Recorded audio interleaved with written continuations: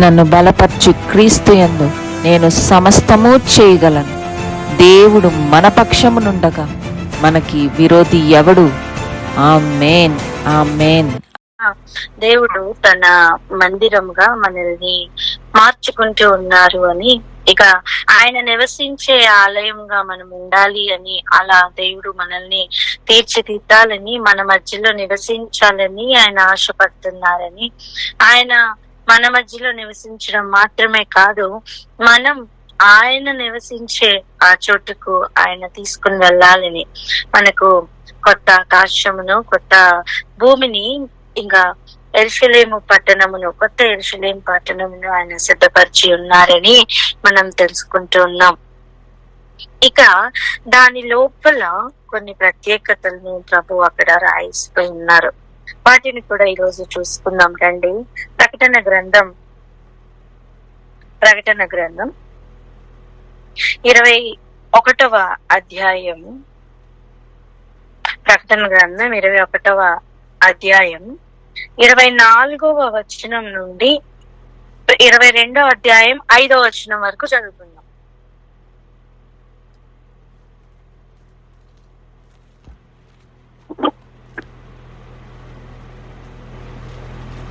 ప్రకటన గ్రంథం 21వ అధ్యాయం 24వ వచనం నుంచి 22వ అధ్యాయం 5వ వచనం వరకు. జనములు దాని వెలుగునందు సంచరింతురు, భూరాజులు తమ మహిమను దానిలోనికి తీసుకొని వత్తురు. అక్కడ రాత్రి లేనందున దాని గుమ్మములు పగటి వేళ ఏ మాత్రమును వేయబడ. జనములు తమ మహిమను ఘనతను దానిలోనికి తీసుకొని వచ్చెదరు. గొర్రె పిల్ల యొక్క జీవ గ్రంథమందు వ్రాయబడిన వారే దానిలో ప్రవేశింతురు. కాని నిషిద్ధమైనదేదైనను, అసహ్యమైన దానిని, అబద్ధమైన దానిని జరిగించు వాడైనను దానిలోనికి ప్రవేశింపడు. మరియు స్ఫటికము వలె మెరయునట్టి జీవ జలముల నది దేవుని యొక్కయు గొర్రె పిల్ల యొక్కయు సింహాసనము యొద్ద నుండి ఆ పట్టణపు రాజవీధి మధ్యను ప్రవహించుట ఆ దూత నాకు చూపెను. ఆ నది యొక్క ఈవలను ఆవలను జీవ వృక్షముండెను. అది నెలకు ఫలించుచు 12 కాపులు కాయును. ఆ వృక్షం యొక్క ఆకులు జనములను స్వస్థపరచుటకై వినియోగించును. ఇక మీదట శాపగ్రస్తమైనదేదియు దానిలో ఉండదు. దేవుని యొక్కయు గొర్రెపిల్ల యొక్కయు సింహాసనము దానిలో ఉండును. ఆయన దాసులు ఆయనను సేవించుచు ఆయన ముఖ దర్శనము చేయుచుందురు. ఆయన నామము వారి నొసళ్ళయందుండును. రాత్రి ఇక నెన్నడూ ఉండదు. దీపకాంతి అయినను సూర్యకాంతి అయినను వారికి అక్కరలేదు. దేవుడైన ప్రభువే వారి మీద ప్రకాశించును. వారు యుగ యుగములు రాజ్యము చేయుదురు. హల్లెలూయా. ఆ పట్టణం ఇలా ఉండబోతుంది, ఆ ప్రదేశం ఇలా ఉండబోతుంది. దాని ప్రత్యేకతలు ఎంత రమ్యములుగా ఉన్నాయో కొంచెం ఆలోచన చేద్దాం. చూడండి, భూమి నిరాకారంగా మారిపోయింది, అది శూన్యంగా ఉంది.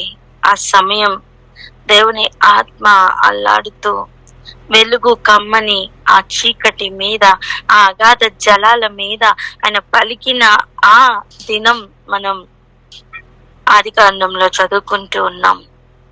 అలా ప్రత్యేకించి ఒక కాస్మోస్ ని ప్రభు సృష్టించి ప్రస్తుతం భూమి మీద ఇదిగో నేడున్నట్టుగా, ప్రస్తుతం భూమి మీద నేడు జరుగుతున్నట్టుగా, నేడు మనం చూస్తున్నట్టుగా ప్రజలను, నరులను దేవుడు సృష్టించి ఈ సృష్టిని మరలా రిపేర్ చేసి మనకి ఇచ్చినట్టుగా మనం చూస్తున్నాం కదా. ఆ స్టార్టింగ్ లో ప్రభు చేసిన సమస్తాన్ని గనక ఒకసారి చూస్తే వెలుగును చీకటిని వేరుపరిచిన ఒక అనుభవం మొదటి దినముననే చూస్తున్నాం. కానీ ఇప్పుడు కొత్త ఆకాశంలో, కొత్త భూమిలో ఇక ఇస్తున్న ఒక వాగ్దానపు మాట, రాత్రి ఇక ఎన్నడూ ఉండదట. చెప్పండి ఆ మాట.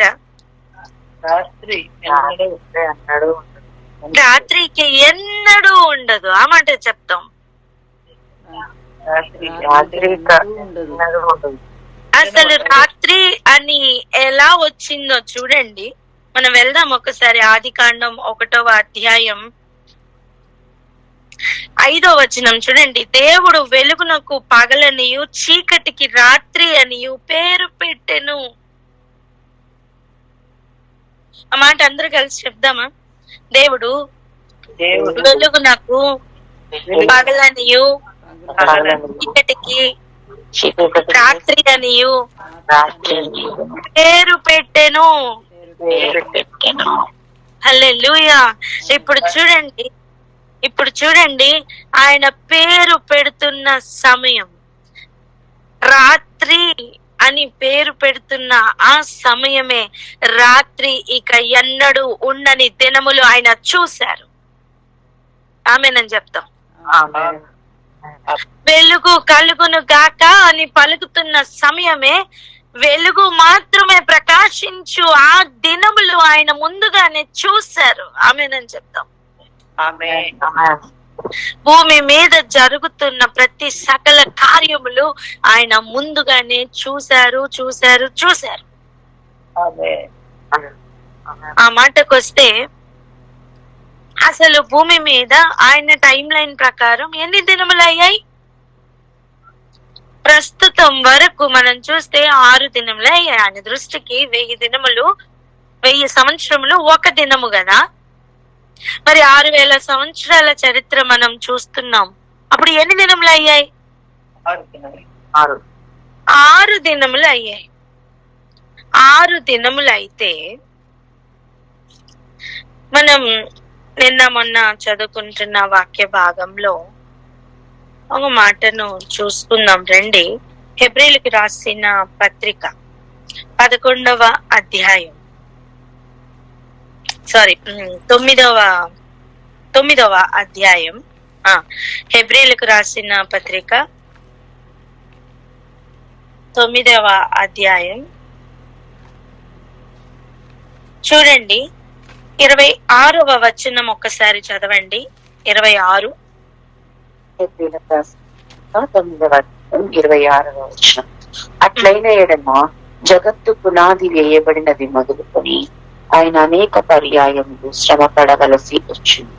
అయితే ఆయన యుగముల సమాప్తి అందు తన్ను తానే బలిగా అర్పించుకొనుట వలన పాప నివారణ చేయుటకై ఒక్కసారి ప్రత్యక్షపరచబడెను. ఎలా చెప్తున్నారో చూడండి. ఆయన యుగముల సమాప్తి అందు తన్ను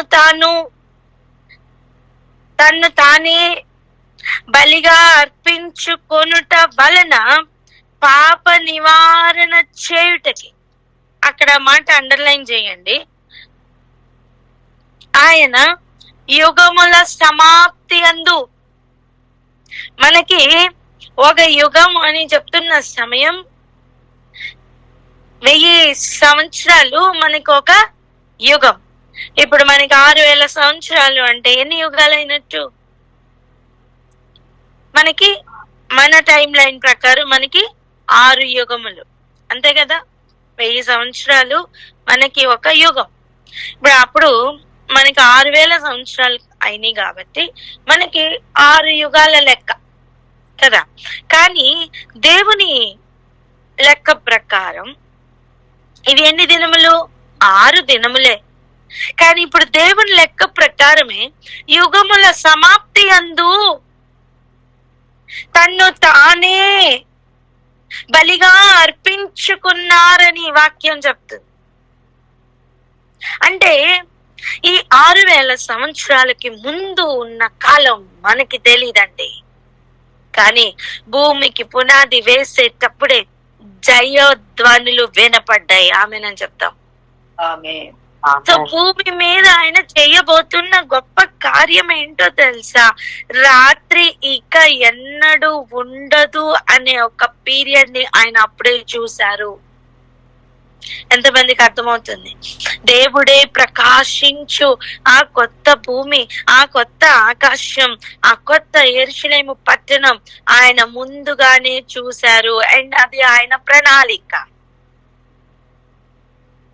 అందుకే ఈ మాటను అక్కడ వాడుతూ ఉన్నారు చూడండి. జగత్తు పునాది వేయబడినది మొదలుకొని ఆయన అనేక పర్యాయములు శ్రమ పడవలసి వచ్చును. జగత్తుకు పునాది వేయడం అంటే ఎప్పుడు? ఆది యందు దేవుడు భూమి ఆకాశం సృజించెను అన్న మాట ఉందే అప్పుడు. రిపేర్ అప్పుడు కాదు, సృజించినప్పుడే. జగత్తుకు పునాది పడడానికి ముందే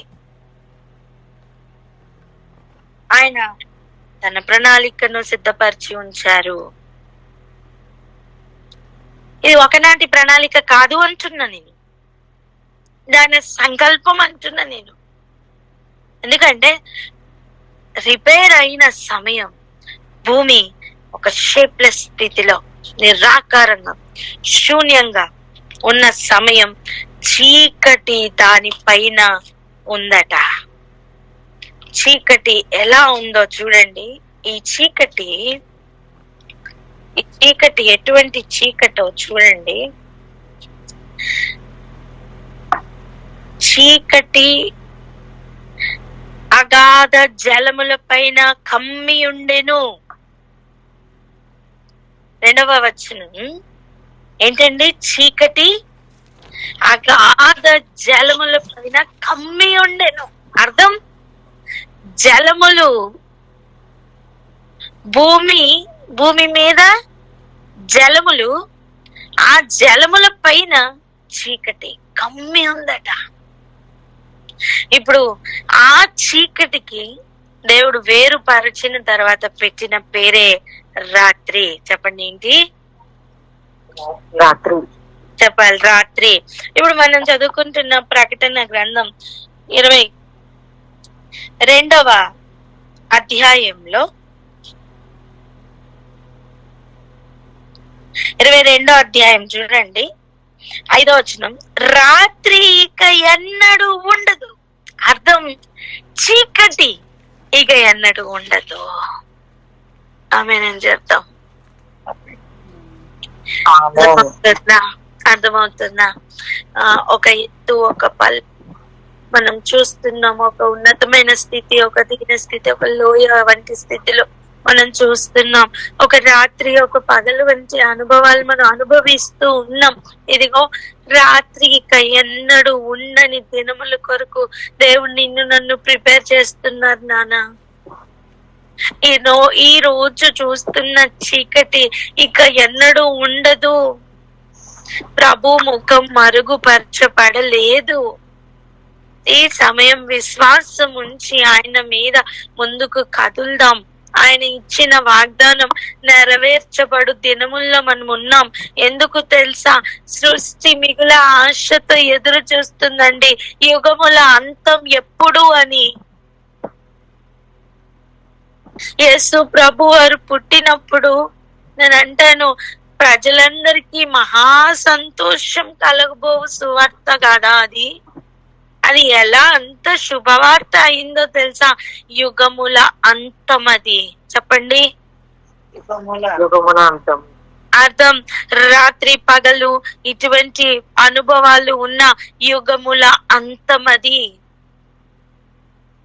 అంటను న్యాచురల్ అని చెప్పబడుతున్న ప్రతి యుగం యొక్క అంతం.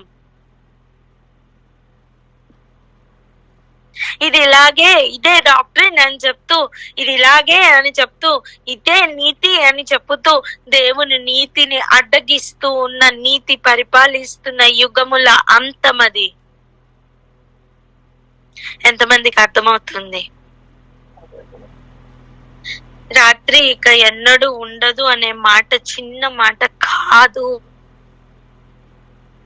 భూమి కూడా నిరాకారంగా మారిపోయి భయంకరమైన ఎవరు నన్ను రక్షిస్తారు, ఎవరు నన్ను దీనిలో నుంచి విడిపిస్తారు అన్నట్లుగా ఉన్న సమయం, అసలు ఎవ్వరు సమీపించలేనంతగా రాత్రి అంటే చీకటి అలా కమ్మి ఉన్న సమయం, ప్రభు అయిన దేవుడు సూర్యుడు చంద్రుడు ఉన్నా లేకపోయినా దానంతటికి అతీతంగా ప్రభు వచ్చి పలికారు, వెలుగు కలుగును గాక అని. మనం అనుకుంటున్న సూర్యుని వెలుగే కనుక ఆ రోజు ఉండాలి, ఇదే న్యాచురల్ అని చెప్పితే, మరి 4వ దినమున వచ్చిన సూర్యుడు, 1వ దినమున వచ్చిన వెలుగు ఏమిటి? దేవుడే వారి మీద ప్రకాశించుచున్న వెలుగును కలిగి ఉన్నారు. ఆమేన్. ఆ రోజు ఆయన పలికిన మాట చిన్న మాట కానే కాదు. రాత్రి ఇక ఎన్నడూ ఉన్నని ఒక గొప్ప ప్రణాళిక ప్రభు కలిగి ఉన్నారు. మనం దానిని రిసీవ్ చేసుకుందాం, దానిని నిజంగా నమ్ముదాం. చూచి నమ్మిన వారి కంటే చూడకుండా నమ్మిన వారు నీ దేవుడు ధన్యులుగా పరిగణిస్తున్నారు. ఈరోజు అటువంటి ధన్యతలోనికి మనం వెళ్ళాలి. నేడున్నట్టుగా పరిస్థితులు ఉండవు నాన్న. నీకు నిజంగా ఆకలి, తప్పులు, నీతి కొరకు ఉన్నాయి. చూడండి, దాహం వేస్తున్న సమయం ప్రభువుకు మనం చేదు చిరకని ఇచ్చామని విన్నాం కదా. మరి మనకి దాహం వేస్తున్న సమయం ప్రభు ఏమిస్తానని అక్కడ వాగ్దానం ఇచ్చారో గుర్తుందా? 21వ అధ్యాయం, ఇదే ప్రకటన గ్రంథం 21వ అధ్యాయం 6వ వచనం చూడండి. మరియు ఆయన నాతో ఇట్లా, నేను సమాప్తమైనవి, చెప్పండి సమాప్తమైనవి అని. సమాప్తమైనది అని చెప్తున్న మరుక్షణం న్యూ చాప్టర్ బిగిన్ అవుతుందనే కదా అర్థం. ఇట్ ఈస్ ఫినిష్డ్ అంటే అర్థం ఏంటండి? ఇంకొక న్యూ చాప్టర్ బిగిన్ అవుతుందనే కదా అర్థం. సిలువ మీద ఆయన సమాప్తమైనది అని చెప్పినప్పుడు ఆ కార్యం అక్కడ అయిపోయింది. ఇక నెక్స్ట్ మిగిలి ఉన్నది ఏంటి? నిన్న మనం చదువుకున్నాం కదా హెబ్రీ పత్రికలో. అప్పుడు మిగిలి ఉన్నది ఏంటి? తండ్రి కుడి పార్శ్వమున కూర్చోవడం. ఎప్పటి వరకు చెప్పాలి? ఎప్పటి వరకు కూర్చుంటానన్నారు? శత్రువును పాదం పీఠంగా చేసేంత వరకు, అర్థం పాదముల కింద పెట్టేంత వరకు. చెప్పండి అన్నమాట. శత్రువులను పాదముల కింద పెట్టేంత వరకు. హల్లెలూయా. రండి వెళ్దాం. హెబ్రీలకి రాసిన పత్రిక 10వ అధ్యాయం కదా, 10వ అధ్యాయం 13వ వచనం చూడండి. ఈయనైతే పాపముల నిమిత్తమై సదాకాలం నిలుచు ఒక్క బలిని అర్పించి అప్పటి నుండి తన శత్రువులు తన పాదములకు పీఠముగా చేయుబడు వరకు కనిపెట్టుచు దేవుని కుడి పార్శ్వమున ఆసీనుడాయను. అర్థం, సిలువ వరకు సమాప్తమాయను అని చెప్పిన మాట. ఒక కార్యం కంప్లీట్ అయింది, ఫినిష్డ్, ఇట్ ఈస్ ఫినిష్డ్.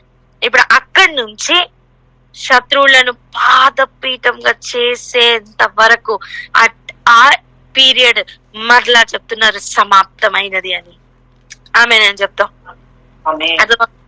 ఇక ఒకటి సమాప్తమైంది అంటే ఏంటి? New year begins. చెప్పండి అన్నమాట. ఇదిగో రాత్రి చీకటి కమ్మి ఉన్న దినములు సమాప్తమైనాయి అని అర్థం.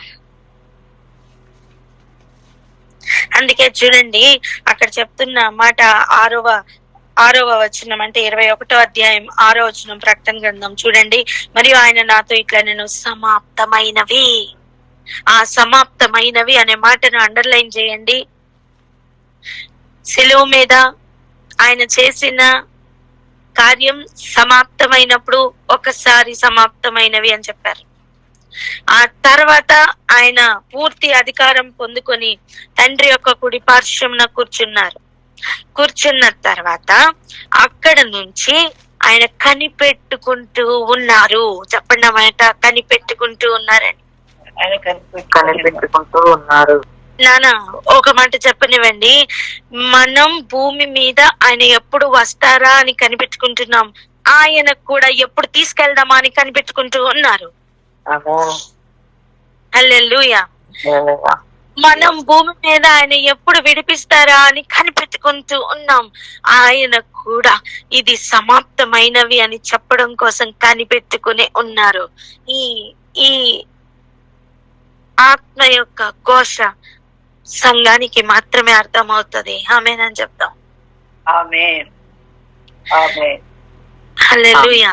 అర్థం చేసుకుందాం. అక్కడ నుంచి అంటే తండ్రి కుడి పార్శ్వమున కూర్చున్నప్పటి నుంచి శత్రువులను పాదపీఠంగా చేసే వరకు ఆయన కనిపెట్టుకుంటూ ఉన్నారట. ఆ పని జరగగానే ఆయన చెప్తున్న మాట సమాప్తమైనవి. దేనికి సమాప్తం? చీకటి ఇక ఎన్నడూ లేని దినములకు న్యూ ఇయర్ బిగిన్ అవుతుంది కనుక ఆ చీకటి దినములకు సమాప్తం అని పలుకుతున్నారండి. ఇక శత్రువు ఎన్నడూ ఉండడని చెప్పండి. ఇక శత్రువు ఎన్నడూ ఉండదు. హల్లెలూయా. ఎంతమందికి అర్థమవుతుంది? శిలువ మరణం వరకు ఒకటి సమాప్తమైంది. శిలువ మరణం నుండి ఇప్పుడు పాదపీఠంగా ఆయన శత్రువులు ఆయన పాదములకు పీఠంగా వచ్చేంత వరకు అదొక పీరియడ్. అక్కడ ఆయన పలుకుతున్న మాట సమాప్తమైనవి. అప్పుడు ఏం జరుగుతుందట చూడండి. నేనే అల్ఫయు ఓమేగయు అనగా ఆదియు అంతమై ఉన్న వాడను. తప్పిగోను వానికి జీవ జలముల బుగ్గలోని జలమును నేను ఉచితముగా అనుగ్రహింతును. చెప్పండి, ఎందులోని నీళ్లు? ఎందులోని నీళ్లు? జీవజల బుగ్గ. చెప్పండి, జీవజలపు బుగ్గ.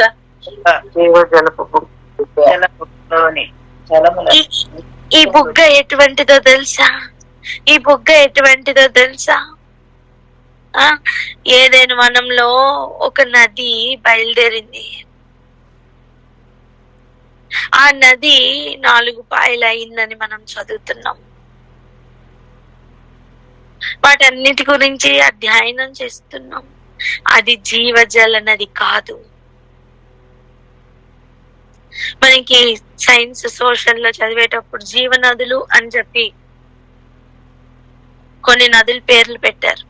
ఎందుకు? అవి ఎప్పటికీ ఇంకిపోవని. కానీ ఆ జీవనదులు కాదు, ఈ భూమి చెప్తున్న నదులు కాదవి. ఇది నిజమైన జీవజలపు బుగ్గ. అండ్ ఇది ఎవరికి దొరుకుతుందంటే దప్పికొనిన వానికి. చెప్పండి, దప్పికొనిన వానికి. నీ ఆకలి, నీ దప్పిక దేని కొరకు? నీ దప్పిక దేని కొరకు ఉంది? నీ దాహం తీరట్లేదు కదా. ఇదిగో జీవజల బుగ్గలోని నీళ్లు తాగినప్పుడు నీ దాహం తీరబోతుంది. హల్లెలూయా. ఎంతమందికి అర్థమవుతుంది? ప్రభు వీటన్నిటిని ముందుగానే చూశారు నాన్న, ముందుగానే చూశారు. అందుకే ప్రజలతో ఫస్ట్ మాట్లాడుతున్నప్పుడే ఏమని చెప్పారో చూడండి. మత్తయి సువార్త 5వ అధ్యాయం 6వ వచనం. నీతి కొరకు ఆకలి దప్పులు కలవారు ధన్యులు, వారు తృప్తిపరచబడుదురు.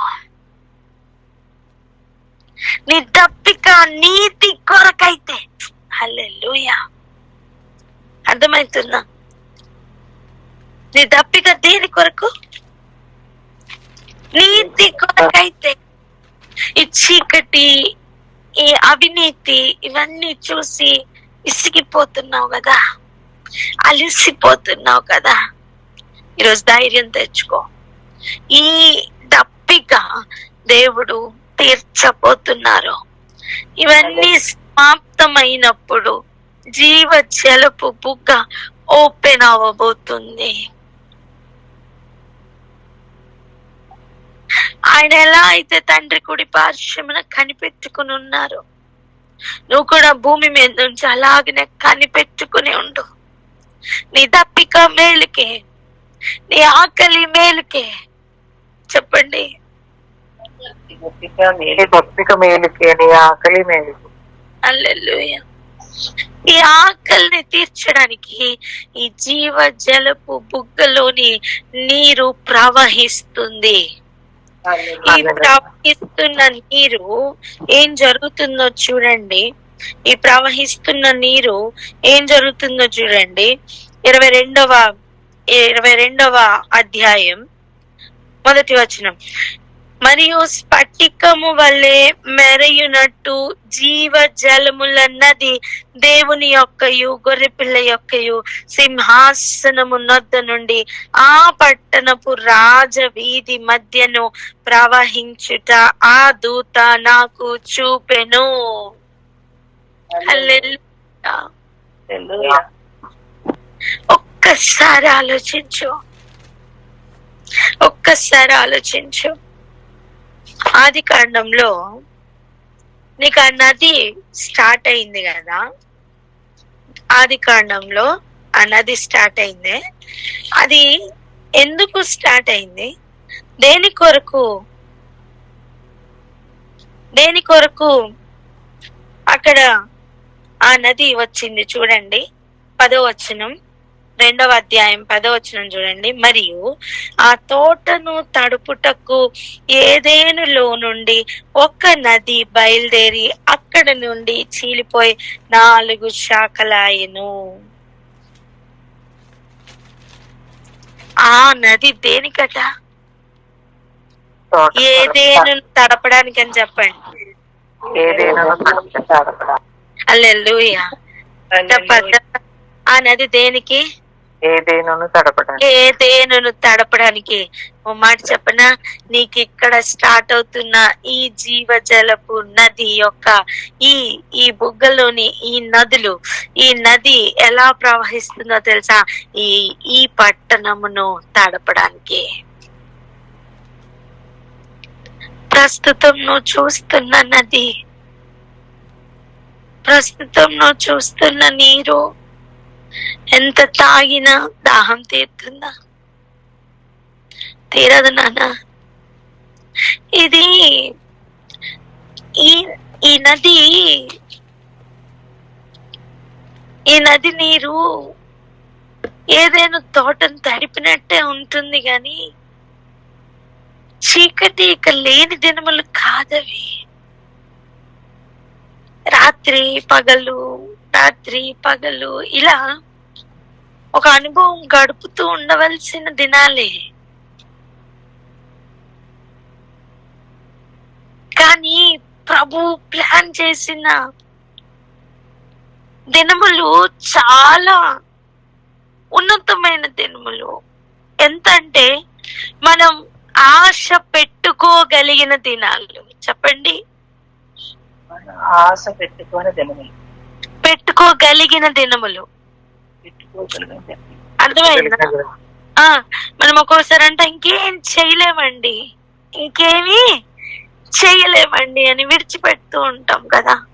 ఆశ వదులుకుంటాం, చూసారా? ఇంకెంతే అని వదులుకుంటాం కదా. ఇవి అటువంటిది కాదు. నీ దప్పిక అలా ఉండని. పక్కవారితో చెప్పండి, నీ దప్పిక అలా ఉండని అని. హల్లెలూయా. దేవుడు ఏదైనా తడపడానికి ఒక నదిని బయలుదేర చేస్తే, ఏదైనా మరుగుపరచబడినా సరే ఈ రోజుకి ఇంకా ఆ నదులు కనిపిస్తూనే ఉన్నాయి. యూఫ్రటీస్ నది ఉందా లేదా భూమి మీద? అంటే అవన్నీ సత్యమా కాదా? చెప్పండి. ఒక కాకన్ బుల్ స్టోరీ కాదండి, ఇది ఒక స్టోరీ కాదు. అలా అయితే ఇప్పుడు దేవుని సింహాసనం వద్ద నుండి వస్తున్న నది ఆ పట్టణాన్ని తడుపుతుందట. ఇప్పుడు చూడండి, మొదట మనం చూసిన ఏదైన్లో వచ్చిన నది, ఆ ఏదైనాను ఆ తోటను తడుపుతున్న సమయం ఏం జరుగుతుంది? అక్కడ చెట్లు, విత్తనములు ఇచ్చే చెట్లు అన్ని కూడా ఫలిస్తూ ఉన్నాయి. అవునా కదా? చెప్పండి, అవునా?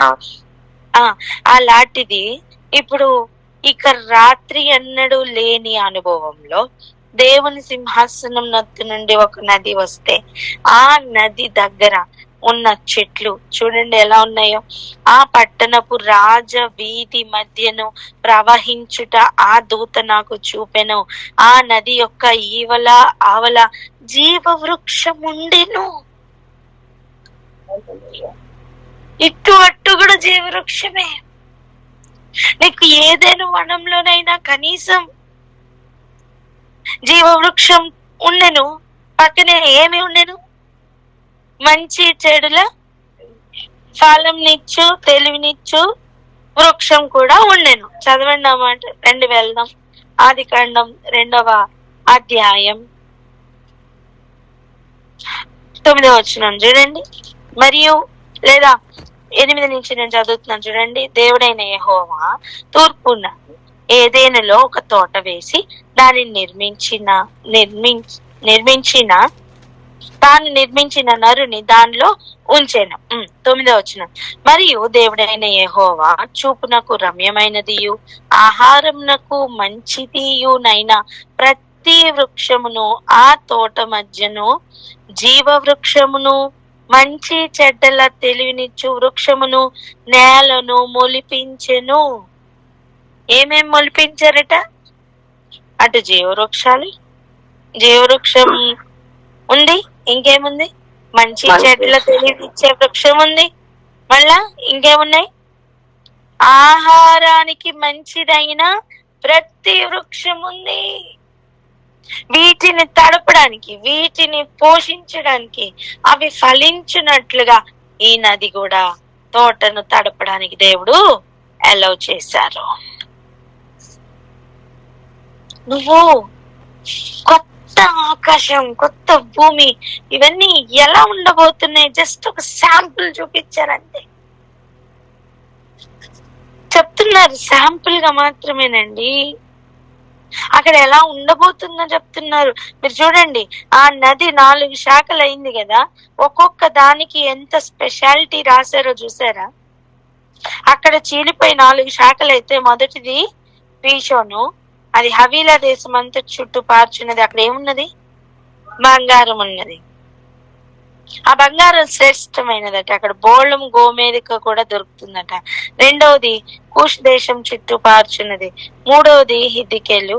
ఇలా ఆ నదుల గురించి ప్రభు చెప్తూ ఉన్నారు. అంతేకాదు ఆ నది మొత్తం ఎక్కడెక్కడ పారుతుందో అక్కడంతా కూడా ఏం మొలుస్తాయి? చెట్లు మొలుస్తాయి. ఇప్పుడు ఈ పట్టణంలో ఉన్న స్పెషాలిటీ ఏంటి తెలుసా? అక్కడ మంచి చెట్లు తెలివినిచ్చు వృక్షం లేదు. ఉందా? చెప్పండి, ఉందా? అక్కడ ఏముంది? జీవ వృక్షం మాత్రమే.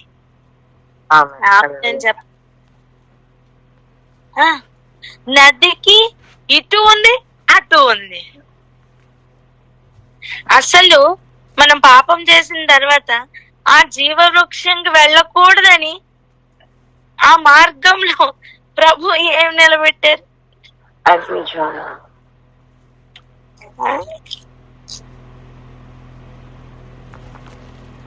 జీవ వృక్షంకు పోవు మార్గంను కాచుటకు ఇటు అటు తిరుగుచున్న ఖడ్గ జ్వాలను నిలవబెట్టెను. అటువంటిది ఇప్పుడు నది ఇటైనా జీవవృక్షమే, అటైనా జీవవృక్షమే. ఈ లెవెల్ ఎలా ఉంది చెప్పండి? అర్థమవుతుందా? నేడున్నట్టుగా దినములు ఉండవని అర్థమవుతుందా? చీకటి ఉండదు అనే నిరీక్షణ పెరుగుతుందా? ఆమేన్.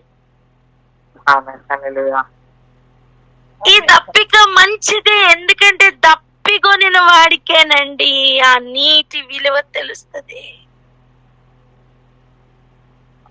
నువ్వు మాట చెప్పనా, నువ్వు ఒక వ్యక్తి గురించి ఆరాటపడుతూ ప్రార్థన చేస్తూ ఉన్నావు అనుకో, ఆ బిడ్డ మారాలని లేదా ఏదో కావాలని, నీకు అది దొరికినప్పుడు నీకంటే ఆనందపడేవాళ్ళు ఇంకెవరు ఉంటారా?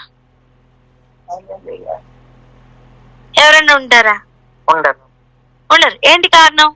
నువ్వు దానికోసం దాహం ఉంది, ఆకలి ఉంది, ఆ మేలుకరమైన దినములు చూడాలని నువ్వు ఆశతో ఎదురు చూసావు కనుక నువ్వు తృప్తి పొందుతావు. ఆల్రెడీ జీవవృక్షం వేసి ఇచ్చిన ఏదైనా మనం యొక్క విలువ తెలియకుండానే అది వద్దనుకొని దాని పక్కన వద్దు అని చెప్పిన పండు తిని ఎంతవరకు తెచ్చుకున్నాం మనం, అవునా?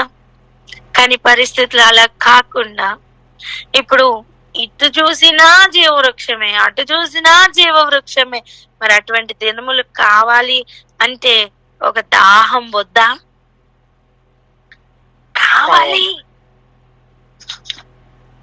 నీతి కొరకు ఆకలి తప్పులు కావాలి. అప్పుడే దాని తృప్తి పడడం మనకు అర్థమవుతుంది. లేకపోతే ఎలా ఉంటది తెలుసా? లైట్ గా ఉంటది. ఇప్పుడు నువ్వు ప్రార్థన చేస్తావు కనుక ఆ వ్యక్తి మారితే నీకు సంతోషం ఉంది. నువ్వు ప్రార్థన చేయలే, ఏం చేయలే, నీకు ఆ వ్యక్తి మారిన ఒకటే, మారకపోయినా ఒకటే. అవునా కదా? చెప్పండి. ఏమైనా ఫీలింగ్ ఉంటదా మనకి? ఏముండదు.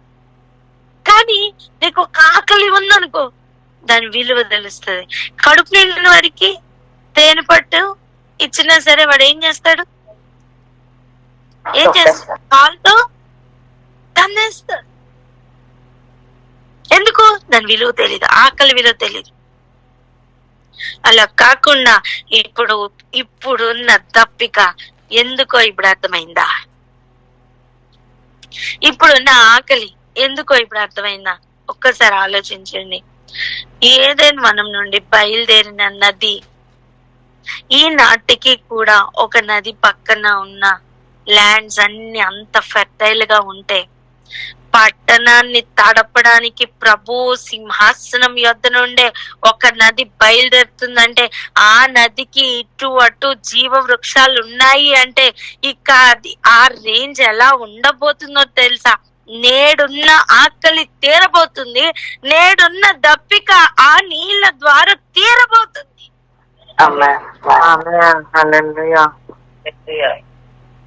ప్రభు చెప్పారే సమరయ స్త్రీతో, నేనిచ్చు నీళ్లు త్రాగువాడికి ఎన్నడూ దప్పికొనడు అంటే, ప్రభా అయితే ఆ నీళ్ళు నాకు ఇచ్చే, ఇక ఎన్నడూ కూడా ఈ బావి దగ్గరికి నేను కూడా రాను అన్నది ఆమె. అవును, ఆ దినములే అటువంటి దినములు.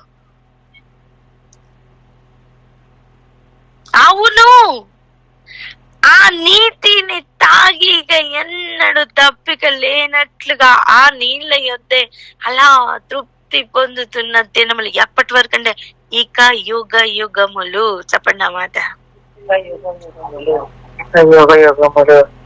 చూడండి చూడండి, ఆ మాట మనం చదువుకుంటున్నాం. చూడండి 5వ వచనం చూడండి, 22వ అధ్యాయం. వారు యుగ యుగములు రాజ్యము చేయుదురు.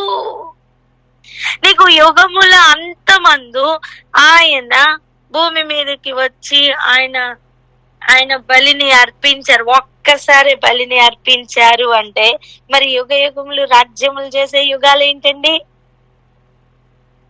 అర్థమవుతుందా? ఒక పీరియడ్ కంప్లీట్ చేస్తున్నప్పుడు ఆయన సమాప్తమైనది అని పలకడానికి గల కారణం, అండ్ ఇంకొక పీరియడ్ సమాప్తం చేయడానికి ఆయన కాచుకొని ఉన్న అనుభవం. ఆయన వెయిట్ చేస్తున్నారు. చెప్పండి, ఆయన వెయిట్ చేస్తున్నారని. అంతెందుకండి, యేసు ప్రభు శిరస్సు అయితే పాదముల కింద శత్రువు అంటే పాదం ఎవరు?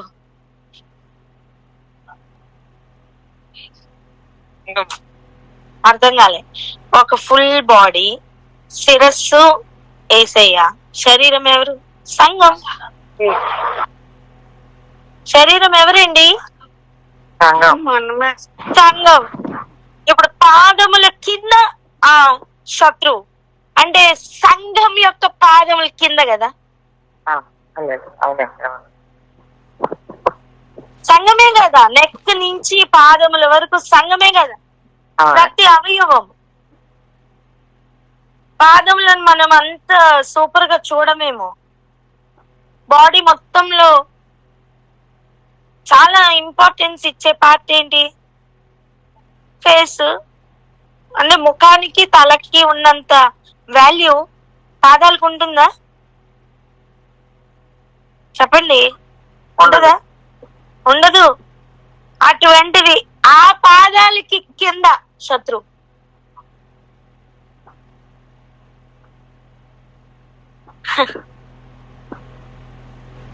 ఒక గొప్ప ఇంటిలో బంగారు పాత్రలు, వెండి పాత్రలు, మట్టి పాత్రలు అన్ని ఉన్నాయి అనుకోండి. వాటిని అలా అరేంజ్ చేయండి, పైనుంచి బంగారం, వెండి, ఇత్తడి, లాస్ట్ లో మట్టి అని పెట్టండి. ఆ మట్టి కింద శత్రువు. హల్లెలూయా. ఎంతమందికి అర్థమవుతుంది? అర్థమవుతుంది. హల్లెలూయా. ఇప్పుడు యుగముల అంతమందు ఆయన మట్టి శరీర రూపంలో మరలా ఆయన వచ్చారా లేదా? చేతి సహాయం లేని రాయిగానే ఆయన వచ్చారా? ఓకే. అది కూడా యుగముల అంతమంది. ఆ మట్టి కింద మరలా శత్రు. అన్ని ఏరియాల్లో ఆయన ప్రవచనాలను నెరవేరుస్తున్న ప్రభువు. ఖచ్చితంగా ఇవన్నీ కూడా ఆయన ప్లాన్ చేసి పెట్టారు ఆయన సంఘం కొరకు. ఈ రోజు నేడు అనుభవిస్తున్న నీతి కొరకున్న ఆకలి దప్పిక మేలే. చెప్పండి, ఆకలి దప్పిక మేలే అని. ఆకలి దప్పిక మేలే. అవి ఉండాలి అని చెప్దాం. అవి ఉండాలి. అవి ఇంకా పెరగాలి అని ప్రార్థన చేద్దాం. ఎందుకు నువ్వెంతగా దప్పికొంటే అంతగా తృప్తి పొందబోతున్నావు. ఆమేన్. ఆమేన్. వీటి గురించి ఇంకొన్ని విషయాలు రేపటి నన్ను చూద్దాం. ఇక్కడ ఆగి ప్రార్థన చేసుకుందాం. నేడున్న పరిస్థితులకే దేవునికి స్తోత్రం అని చెప్దాం. థ్యాంక్ యూ చెప్దాం. ఊరికనే ఆయనను అంటే శోధించద్దు. అన్యజనుల లెక్క మనం ఆయన్ని శోధించద్దు. మన విశ్వాసానికి ఆయన షాక్ అవ్వాలి. ఆమె నిజం. విశ్వాసం, ఓర్పు, ఈ రెండిటికేనండి పరీక్ష. ఈ పరీక్షలో జయిద్దాం. నేను అంటాను, ఆకాశం తెరవబడి యేసు ప్రభుని చూసి ఈయన నా ప్రియ కుమారుడు, ఈయన యందు నేను ఆనందించుచున్నానని చెప్పినట్లుగా యేసు ప్రభు తన సంఘాన్ని చూసి ఈ సంఘం బట్టి నేను ఆనందిస్తున్నానని చెప్పాలి. ఆమేన్. ఆమేన్. అలా మనం ప్రార్థన చేసుకుందాం.